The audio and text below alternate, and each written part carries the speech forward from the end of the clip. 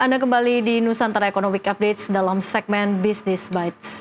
Bu Eva, dialog kita akan lanjutkan kembali. Ini melihat di tengah memang peningkatan jumlah penumpang di akhir tahun ini, biasanya ada kendala operasional apa yang terjadi dan seperti apa persiapan PT KCIC dalam menghadapi adanya lonjakan penumpang khususnya di puncak arus mudik. Oke. Jadi kalau kendala tertentu mungkin hampir tidak ada ya, karena memang semua persiapan itu sudah kita lakukan baik dari sisi ketersediaan sarana, kemudian juga kesiapan dari stasiun, petugas ini juga sangat penting. Nah ini sudah kita persiapkan sejak awal seperti itu. Dan memang justru yang kami sering antisipasi itu adalah kondisi penumpang-penumpang yang mungkin tadi saya sampaikan tidak memperhatikan schedule-nya sehingga terlambat, kemudian barang bawaan tertinggal. Jadi hal-hal seperti ini yang masih menjadi tantangan untuk kami terus memberikan edukasi ke penumpang. Karena kalau kita lihat dari sisi operasional pun juga sebenarnya dari sisi sarana ataupun prasarana sejak awal WUS beroperasi ini belum pernah terjadi gangguan. Jadi kalaupun ada kendala operasional itu biasanya itu dari faktor eksternal ya. Jadi faktor eksternal itu seperti misalnya adanya layang-layang yang menyangkut di listrik aliran atas sehingga bisa menyebabkan gangguan operasional, perjalanan terganggu. Tapi kondisi-kondisi seperti ini pun juga sudah kami persiapan SOP-nya. Sehingga kita harapkan jika ada kondisi yang mungkin menimbulkan dampak dari eksternal, ini kita bisa mengantisipasi dengan baik dan tetap menjaga kenyamanan penumpang seperti itu. Oke, baik. Jadi lebih antisipasi dari dampak-dampak eksternal. Betul. Ya, mungkin. Ya. Nah, ini salah satu rencana yang juga cukup dinanti oleh kita semua dan juga pemirsa di rumah adalah perluasan jalur ke Surabaya. Nah, sejauh ini seperti apa progresnya dan sudah sampai tahap mana, Bu Eva? Baik, jadi kalau terkait untuk perpanjangan ke Surabaya atau WUS ya, tentunya kita ini akan mengikuti arahan yang diberikan oleh pemerintah. Karena ini kan merupakan proyek strategis nasional di mana tentunya harus dilakukan kajian yang komprehensif ya. Dan ini tentunya akan berpusat di pemerintah sehingga nanti akan ada kebijakan kalau memang akan diperpanjang ke Surabaya, ya kami jika memang diberikan penugasan sudah pasti akan mendukung secara penuh. Karena sebenarnya saat ini pun ketika WUS akan diperpanjang ke Surabaya, Indonesia ini sudah mempunyai satu kemampuan yang baru, SDM yang memiliki kemampuan yang baru. Kalau mungkin pada saat membangun Jakarta-Bandung kita belum tahu apa-apa, ya kan? Tapi pada saat ke Surabaya, sehingga lesson learn-nya ini sudah banyak nih sebenarnya ya kan? Kita udah punya SDM yang sekarang mampu menguasai teknologi kereta WUS, bisa membawa kereta dengan kecepatan 350 km per jam. Jadi semua masinis kita itu sekarang semua sudah masinis Indonesia. Kemudian tenaga perawatan sarana pun juga sudah, termasuk juga prasarana. Sehingga kondisi-kondisi ini tentunya kita yakin ini akan dapat sangat mensupport untuk nantinya ketika jalur kereta WUS ini akan diperpanjang sampai dengan Surabaya.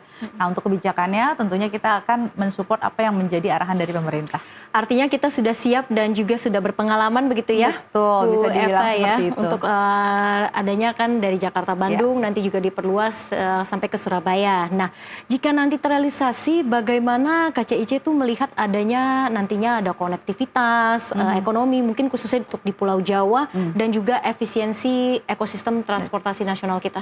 Ya, betul sekali karena memang seperti yang kita ketahui ya, bagaimana pengembangan sebuah transportasi itu pasti akan membangun perekonomian sebuah wilayah.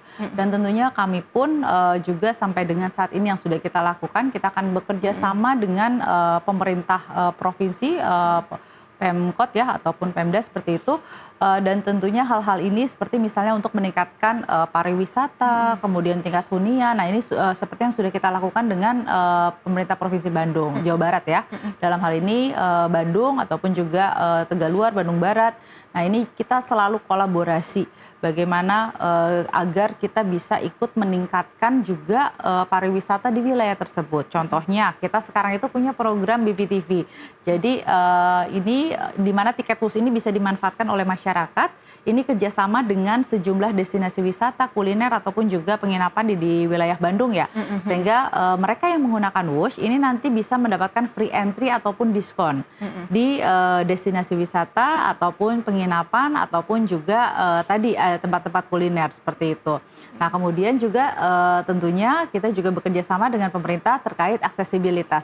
bagaimana memudahkan akses di stasiun-stasiun WUS ini agar dapat mengakomodir untuk masyarakat yang mungkin tidak menggunakan kendaraan pribadi, tapi justru ini yang kita dorong integrasi antar modanya supaya mereka menggunakan kendaraan publik ya, kendaraan umum ya, seperti itu.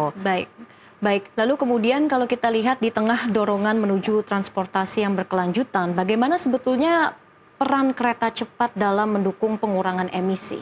Ya, kalau kita bicara mengenai pengurangan emisi, tentunya ini juga sudah pernah ada kajiannya ya, di mana emisi yang dihasilkan oleh kereta cepat itu kan 6,9 gram CO2 yang dihasilkan per penumpang per kilometer, dan ini jauh lebih rendah dibandingkan yang menggunakan kendaraan pribadi. Nah, sehingga secara total sudah pasti karena kita juga menggunakan listrik ya basisnya.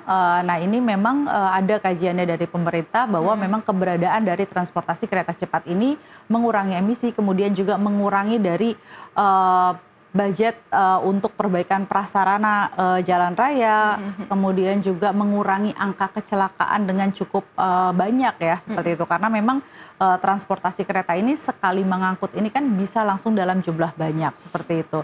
Dan yang tadi saya sampaikan juga, sejauh ini dari mulai awal beroperasi sampai dengan saat ini kita masih tetap mengutamakan safety ya, di mana belum pernah ada catatan terjadi kecelakaan ataupun hal-hal yang menyebabkan adanya korban dan juga kerugian material lainnya, seperti itu. Baik, lalu kemudian selain untuk perjalanan liburan ya, kalau kita lihat ini ada perubahan gaya hidup yang juga shifting dari kehadiran kereta cepat Jakarta-Bandung. Jadi ada perubahan pola mobilitas di mana nih biasanya masyarakat yang mungkin yang tinggalnya di Bandung tapi kerja di Jakarta, jadi ada pola commute nih antara Jakarta Bandung. Nah, ini seperti apa sih sebetulnya kalau dilihat, Bu Eva? Jadi kalau kita melihat itu memang itu bisa dikatakan terjadi perubahan gaya hidup dengan adanya kereta cepat ini. Nah, kalau kita melihat dari data itu bisa kita katakan tingginya penggunaan frequent wusher yang kita adakan ini juga menjadi salah satu tolak ukur ya. Jadi kita ada produk yang namanya frequent wusher card, di mana ini masyarakat bisa membeli kartu berlangganan. Jadi mereka itu mendapatkan misalnya contoh harga untuk Jakarta Bandung 2 juta rupiah untuk 10 kali perjalanan, dan ini tarifnya flat, bisa berangkat kapanpun, mau itu weekend, sedang dalam kondisi long weekend itu pun juga bisa tetap digunakan. Nah, frequent user ini sebenarnya memang awalnya itu kita adakan untuk mereka yang sudah menjadi pengguna rutin, begitu, sudah menjadi pengguna rutin kereta Wush. Nah, ini kalau kita melihat bahkan ada sampling-sampling penumpang ya, itu yang mereka menggunakan WUS itu dalam 1 minggu bisa sampai dengan 6 kali atau lebih seperti itu. Dalam seminggu begitu? Betul, jadi ketika mereka membeli frequent wusher ini akan sangat menguntungkan karena dengan harga yang flat, kalau kita kan sekarang kan kalau untuk yang membeli di normal itu kita menggunakan dynamic pricing, di mana pada saat momen jam sibuk atau long weekend ini harganya akan lebih tinggi. Tapi untuk pengguna frequent wusher, jadi mereka beli 10 perjalanan dalam satu paket dan dalam jangka waktu tertentu. Kalau yang untuk frequent wusher Jakarta-Bandung contohnya yang harga 2 juta itu untuk 10 perjalanan berlaku 2 bulan. Nah, ini akan sangat bermanfaat untuk para pengguna rutin. Nah, ini pun juga menjadi tolak ukur bagaimana ini sudah menjadi perubahan gaya hidup karena memang mayoritas mereka yang membeli itu adalah yang sekarang jadi mereka pergi, kalau mungkin dulu mereka ngekos pulang 2 minggu sekali, harus bulan sekali. Nah, ini sekarang mereka mungkin dalam seminggu itu bisa lebih dari 2 kali.